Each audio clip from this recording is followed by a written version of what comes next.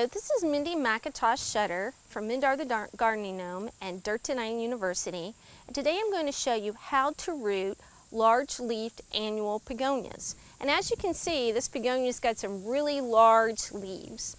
The first thing that you're going to need to look when you want to root these types of begonias is you want to look for two sets of leaves.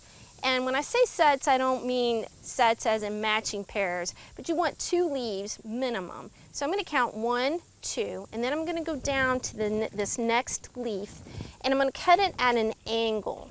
Now the reason for the angle is this creates a better rooting surface for your cutting, and it's better for your plants because as it rains, water will pool up on a flat surface, where an angled surface, the water will run off and the stem won't rot.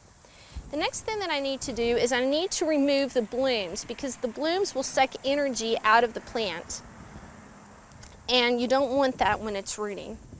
You want all the energy to go to root production. Now you have two techniques that you can follow as far as rooting.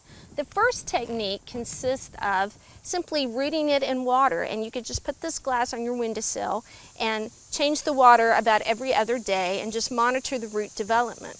The other technique is where you would use a container of soil and you're going to moisten the cutting. You're going to stick it in rooting hormone or honey, whichever one that you have, and you're going to stick it in the soil. You want to stick it far enough down that the cutting is secure and will stand up on its own.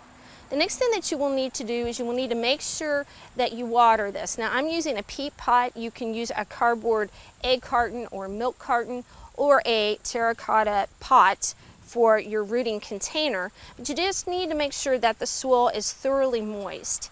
And if it's a breathable material such as the cardboard or peat pots, you can simply put them in water and they will soak up from the bottom. Clay pots, you can also do that if there's a drainage hole, or you can water from the top. In a couple of weeks, you need to check to see if your plant material is rooted. If you're using the pot method, you simply gently tug on that. If you feel some resistance, there's roots down below. The water method, you can just simply look in your glass. If it's not clear, just pull the cutting out and study the end and see if there's any root development.